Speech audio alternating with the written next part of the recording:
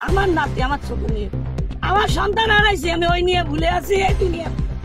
খুলনার SOS শিশু পল্লীর নবম শ্রেণীর ছাত্রী ইসরাত জাহান এশা রহস্যজনকভাবে মারা গেছেন। মঙ্গলবার রাতে সে গলায় ফাঁস দিয়ে আত্মহত্যার চেষ্টা করে। বিষয়টি টের পেয়ে স্কুল কর্তৃপক্ষ তাকে খুলনা মেডিকেল কলেজ হাসপাতালের জরুরি বিভাগে নিয়ে যায়। তবে কর্তব্যরত চিকিৎসক তাকে মৃত ঘোষণা করেন। ঈশা সোনাডাঙ্গা থানার আলামিন মহল্লার খালেক শেখের মেয়ে। বর্তমানে তার মরদেহ খুলনা মেডিকেল কলেজ হাসপাতালের মর্গে রাখা আছে। 16 মাস বয়স থেকে শিশু পল্লীতে থাকে। ওর মা ছোটবেলায় মারা গেছে। বাবা আছে, ওই যে ওর বাবা, কিন্তু মেয়ে কোথায় মানুষ হবে, তার কারণে শিশু পল্লীতে ভালোভাবে গড়ে উঠবে বলে সেখানে তাকে দেওয়া আছে। আর 14 বছর সে ওইখানেই থাকে। ক্লাস 9-এ পড়ে, রোল 3।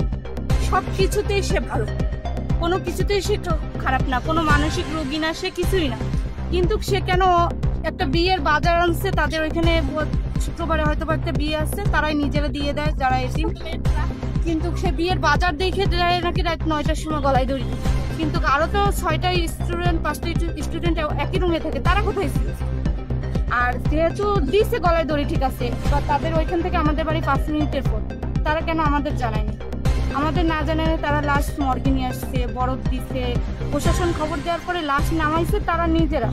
কেন প্রশাসনের লোকটার দায়িত্ব তো লাশ নামানোর, তাদের তো দায়িত্ব ছিল না এটা। এতটা বলছিল আমার সন্তানের কথা আমার মনে নাই কিছু, আমার মনে আছে শুধু ও। এছাড়া জীবনে আমার কিছু নাই। এই হাতে ঘুম পড়াই, 5 দিন 1 সপ্তাহ ছুটি নেই, এই হাতে ঘুম পড়াই, এই হাতে নিয়ে বুকের পরে মাথা দিয়ে ঘুমাই, নিয়ে ধোয়া কাজা করে সব কিছু খাওয়া দাওয়া করান করে